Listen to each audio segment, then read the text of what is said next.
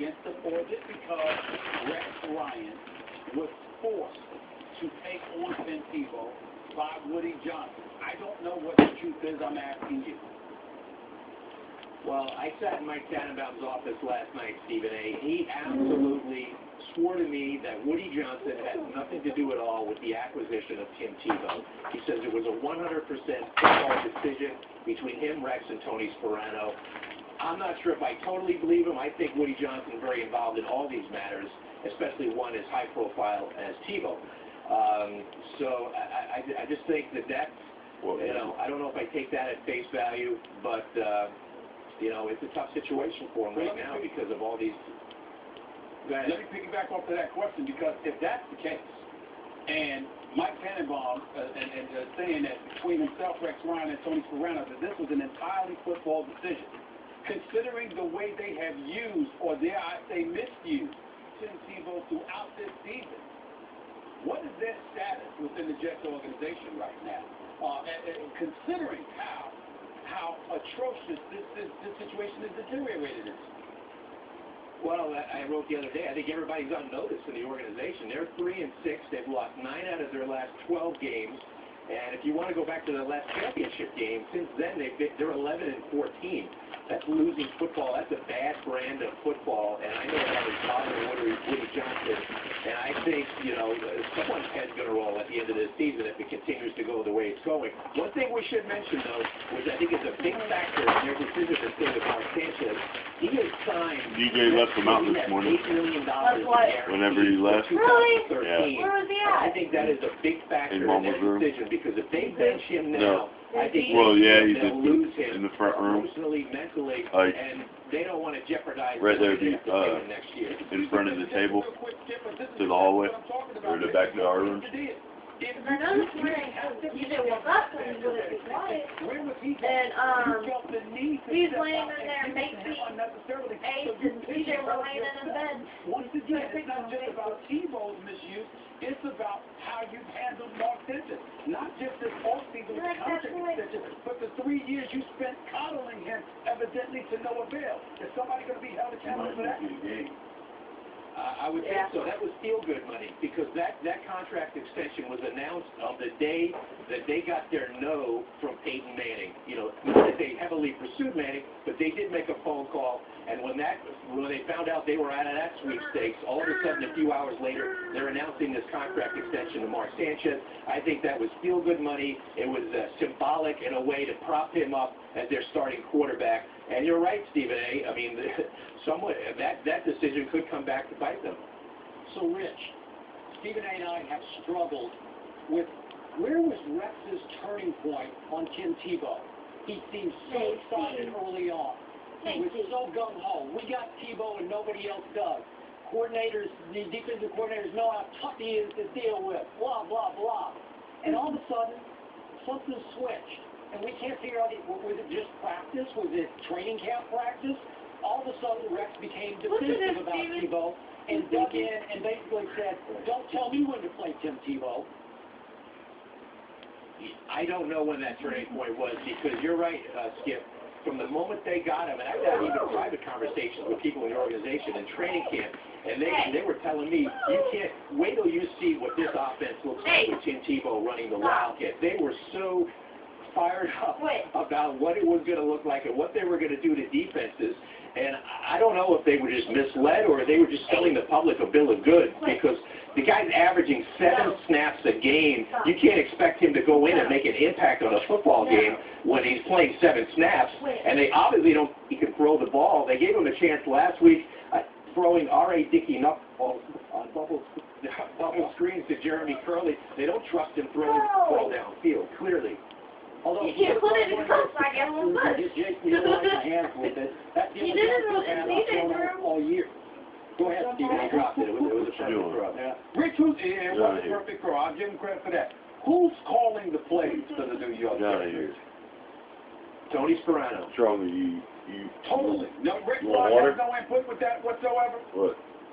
Rex Ryan has no, he does not, he admits that he is not qualified to be an offensive play caller. He is spending more time in the offensive meeting rooms this year. He made a point of mentioning that last week. He even said, half-jokingly, he actually installed a couple of plays for the Seattle game. So he didn't see that one he is not calling plays. Tony Serrano has autonomy over the offense. So with that being asked, I'm sorry, Skip, go ahead. Okay, real quick. Rich, almost thought about getting him high. Where is Tebow next year? Almost thought about getting him high. He won't be with the Jets. I'm convinced of that. You know, they rode this for a year. They realized, I don't think they'll admit this publicly, but all the distractions, all the Tim Tebow stuff that comes with Tim Tebow, they're not going to sign up for this again next year. I can see him in Jacksonville.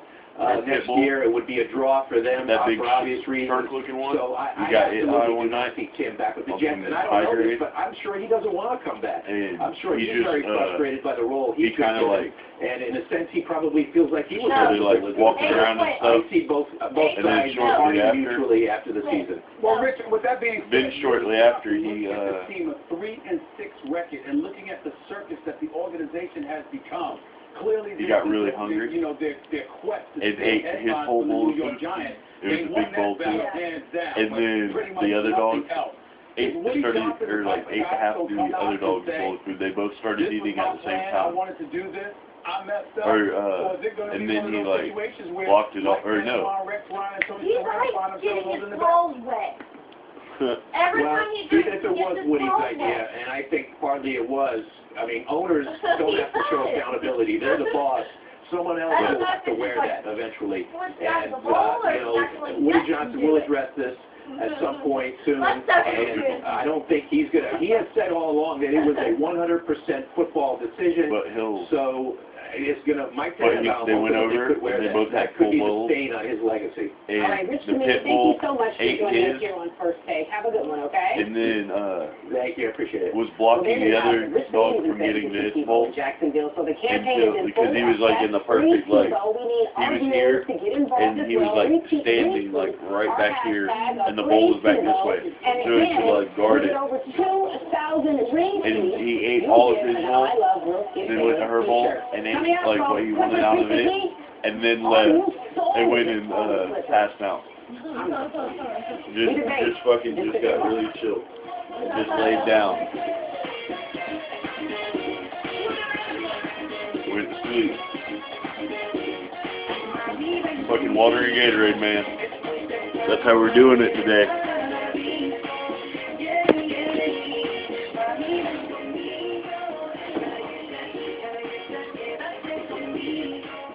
We use this board to compare car insurance rates side by side, so you get the same coverage, often for less. One smart board. He had a bunch of spots, like a Dalmatian. That is cute.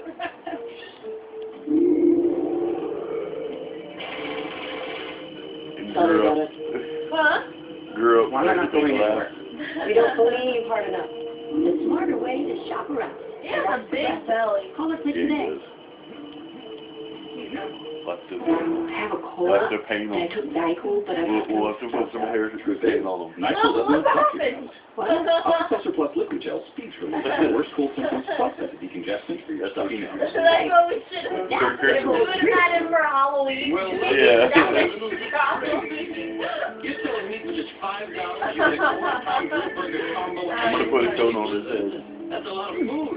$5. The $5 meal deal. I'm gonna dress him up. Tired of faded bumpers, foggy headlights, weather, sun-damaged vehicles? Introducing White New, the world's longest lasting What if we bleach protecting him? your vehicle, and we guarantee How white it he will would be. last for years. We applied White New to the driver's side of this vehicle. We then vented the car through over 100 powerful car washes. White New never faded or washed away, proving that the results will last for years. Real world environmental experience. Get out of here. I don't think I ever seen You that thirsty? Maybe you got something to do. I've never seen a shine like this. Don't spend You got fucking water right here, bitch. Order now and feel double the size. That's enough for 2 cars. There's still more. Order now and get the protein kit with the headlight applicator bonus. Just pay separate shipping and processing. Order now and get it all. Plus a 2-year guarantee. To get your white goods detailing kit, call 1-800-770-5126. White Goods comes with a 2-year money-back guarantee and is not available in stores. Call 1-800-770-5126 today. On the drive to the national championship, it's crunch time as 3 unbeaten look to remain perfect and stay in the title hunt. These teams are going to deal with so much pressure. This week on BCS Countdown, get the exclusive unveiling of the new BCS standings. Our experts break down the home stretch of the national championship race.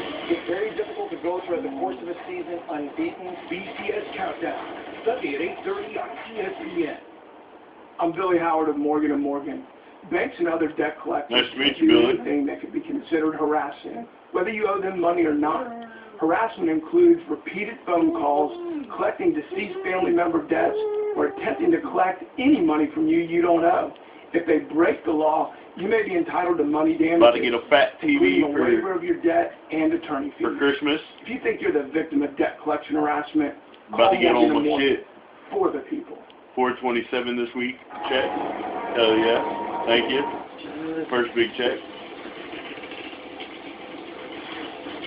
I'm going to get some shit for Black Friday. John, I'm going to know if you listen to this. You're going to ask me about it. We're going golfing whenever, shortly after I get this check. We're going to go sometime whenever it's cool. Because I don't want to go out there and fucking sweat. I'll get pissed off. And I'll buy some fucking balls probably. Hey, check out at Play It Again if they have a deal. And we're going to go one day whenever I'm off. Me, you, and Caleb. Comes down tonight. He said he's leaving at like 4. So he'll be back tomorrow morning. Fucking late as shit. He's going to sleep all fucking morning probably. Week's dramatic victory, Virginia looks to keep their bowl hopes alive as they host We got some plain shit come down. I got some perk. Fuck yeah. And he's got some shit called Irene. 107 and 100 in Los Angeles. Smoke that green. Chris Paul had doubles, and Jamal Crawford added 22 off the bench. The Clippers now have wins over Memphis, the Lakers, Spurs, and now the defending NBA champions. They were going fucking crazy. What the fuck is going on? Are you sold on the Clippers? And for this, we'll ask our man in Los Angeles. I guess they're done talking about that shit. But, alright. Let me know what you... They're going in it today. They went in it on here too. But, fucking crazy, man.